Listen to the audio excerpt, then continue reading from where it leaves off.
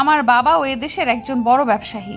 কাল আমি আরো গুন্ডা নিয়ে আসব, দরকার হলে আরো বেশি টাকা খরচ করব, তবুও তোকে দেখে নেব। আয়াস বলল, কাল তোর যত ইচ্ছা গুন্ডা নিয়ে আসিস, কাল খেলা হবে। আমি পুরো ক্যাম্পাসের সামনে চিৎকার করে বললাম, কাল এই সাদিয়া যদি আমার 3 হাতের মধ্যে আসতে না পারে তাহলে আমি ওর পা ধরে ক্ষমা চাইব, আর ও যা করতে বলবে আমি তাই করব। আর যদি না পারে ও আমার পা ধরে ক্ষমা চাইবে এবং আমি যা বলবো তাই করবে। বল তুই রাজি আছিস? আয়াস সাদিয়াকে জিজ্ঞেস করলো। বল তুই রাজি আছিস? সাদিয়া বলল, ওকে, আমি রাজি। আমি শুধু তোর 3 হাতের মধ্যে আসবো না, তোকে মারও খাওয়াবো।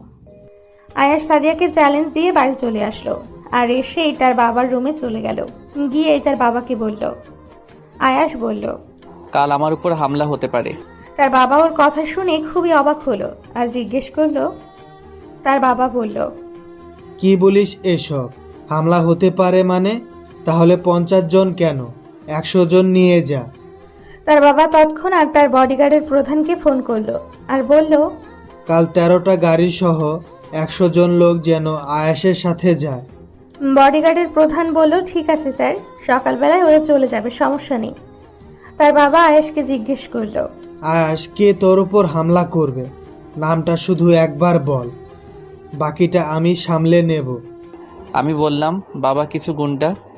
বাবা বলল, ঠিক আছে, তুই বডিগার্ড নিয়ে ভার্সিটিতে যা। যদি কোনো সমস্যা হয় তাহলে আমাকে ফোন দিয়ে জানাস, কেমন? আয়াস বলল। ঠিক আছে বাবা। পরের দিন সকালবেলা আয়াস খুব ভোরে ঘুম থেকে উঠে পড়ল। উঠেই দেখে ওর বডিগার্ডরা সব এসে হাজির। আয়াস তাড়াতাড়ি রেডি হয়ে নিল। ও বাড়ি থেকে বেরোনোর একটু আগেই নাহিদ আয়াসকে ফোন দিয়েছিল আর ওকে জানালো সাদিয়া 30 জন গুন্ডা নিয়ে এসে তোর জন্য অপেক্ষা করছে, আর ওদের নাকি হাতে ধারালো অস্ত্র আছে। আয়াস ওর বডিগার্ডের সাথে অস্ত্র নিতে বলল, আর ওদের বলে দিল চারদিক থেকে যেন ওকে ঘিরে ধরে থাকে, যাতে কেউ ওর কাছে ঘেঁষতে না পারে। সবাইকে সব বুঝিয়ে আয়াস ভার্সিটির উদ্দেশ্যে বেরিয়ে পড়ল। কিছুক্ষণের মধ্যে আয়াস ভার্সিটিতে পৌঁছেও গেল। ভার্সিটির গেট দিয়ে একে একে 13টা গাড়ি ভেতরে ঢুকলো। সবাই এই দৃশ্য দেখে অবাক। সবাই ভেবেছিল কোনো বড় অফিসার বোধহয় এসেছে ভার্সিটিতে। এবার আয়াস সানগ্লাস সহ পুরো তামিলের হিরো রেবেল স্টার প্রভাসের মতো করে এন্ট্রি নিল।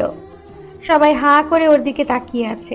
আয়াসের চারদিকে 100 বডিগার্ড আয়াসকে ঘিরে আছে। সাদিয়া যে গুন্ডাগুলো এনেছে তারা ওকে দেখে বলে উঠল, আরে এটা তো আয়াস ভাই, এই চল চল এখান থেকে কেটে পড়ি, নয়তো কপালে শনি আছে। এই বলে ওরা দৌড়াতে লাগলো। সাদিয়া পেছন থেকে গুন্ডাগুলোকে ডাকছিল। এবার আয়াস সানগ্লাসটা খুলল আর ওর একজন বডিগার্ড একটা চেয়ার এনে দিল। আয়াস তাতে বসলো আর হাত দিয়ে ইশারা করে সাদিয়াকে তার দিকে ডাকলো। সাদিয়া মাথা নিচু করে ওর দিকে আসতে থাকলো। সাদিয়াকে আয়াস হাতের ইশারায় ডাকলো আর বলল, এদিকে আস। সাদিয়া মাথাটা নিচু করে আস্তে আস্তে আয়াসের দিকে এগিয়ে আসতে থাকলো। ওর বডিগার্ডরা ওকে আসতে বাধা দিল। আয়াস ওর বডিগার্ডদের বলল, আসতে দাও ওকে, ও আমার পরিচিত। সাদিয়া ওর থেকে 4-5 হাত দূরে দাঁড়িয়ে আছে। এবার আয়াস বলল, কিরে, তোকে বলেছিলাম না তুই আজ আমার 3 হাতের মধ্যে আসতে পারবি না? তুই কি বলেছিলি? তুই বলেছিলি গুন্ডা এনে আমাকে তাদের হাতে মার খাওয়াবি, কিন্তু কোথায় তোর গুন্ডা? তারা আমাকে নাকি মারবে, আমাকে দেখেই তো তারা লেজ গুটিয়ে পালালো।